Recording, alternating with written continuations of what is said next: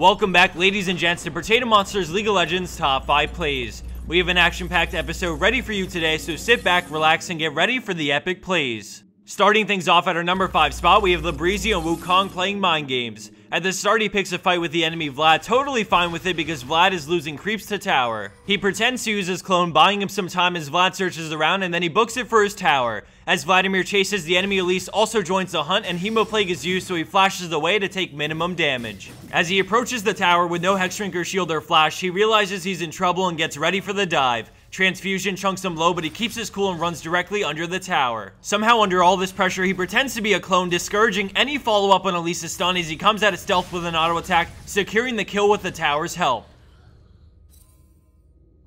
Landing in at 4th place, we have Throne Snatcher with a huge turnaround play on Orianna. Right off the bat, we see it's a 4v5, and more importantly, the enemy Irelia sees this and flashes to engage. Orianna Qs and then immediately backs up, knowing Malphite will ult in. All of a sudden, she sees an opening and sends her ball back in, waiting for the perfect time to 5-man ult into Dissonance and command attack to completely turn the tides of the fight. She flashes and secures the kill on Vayne and then turns to help Nidalee chase down Irelia for the pentakill. Patience and an eye for the perfect shockwave single-handedly turned this 4v5 into an ace for red team and earned this play the number 4 spot.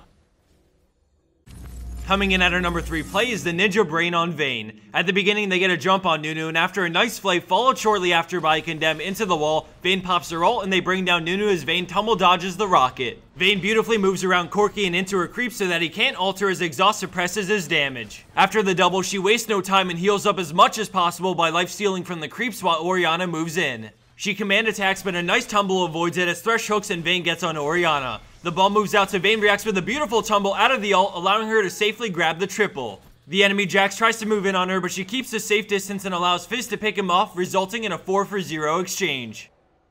Scoring in at her 2nd place spot is Kitty with a huge play on Lee Sin. Right off the bat, we see his team gank Shen, forcing him to run away, but instead of chasing, Kitty starts heading to his teammate. As he gets closer, we see Kayle is in trouble, but the friendly Kennen is coming around the flank, so he war jumps into a flash to dodge Jarvan's EQ and kick Lux into her team to knock them up so Kennen can come in with the slicing Maelstrom. Despite Shen's ult on Lux, they have enough damage to tear through it and finish her off. The rest of the fight ensues with Kennen 1v1 and Corki as the rest of blue team groups to 4v2 the enemy team.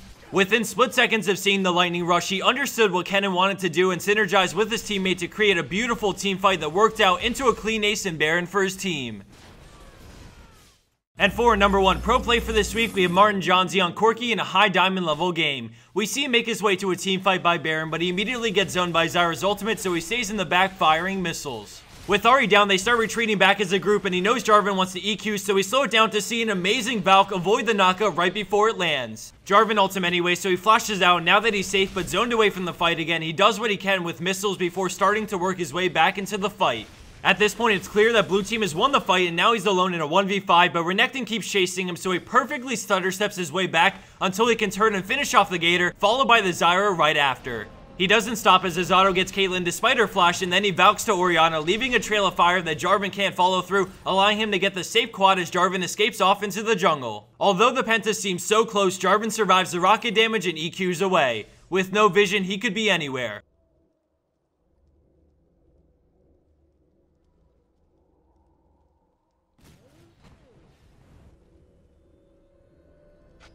Someone give this guy a medal. And for the bonus clip of the week, we have X3 Lauren with a heroic backdoor attempt gone wrong. As the clip plays, I want to announce a few things. First off, a goal of ours has been to expedite the process of making a teamwork video to allow us to release one a month. After much hard work, I'm happy to announce that our Top Plays Teamwork Edition episode number 3 will be out within the next few days. Besides that, iBuyPower has given us another coupon code, but this time it gets you 5% off any system they have over $999. More info, including the code name, which is Potato2, will be in the description box down below. Also, if you haven't already, check out Razer Comms, which also can be found in the description box. It's a great free VoIP software that I use frequently, so be sure to check that out. As for my final thoughts, I'd just like to thank everyone for tuning in and spreading word about each of our videos. From a simple like all the way to posting about it on Reddit, we appreciate it all. I remind you that if you like plays like the Corki one, give us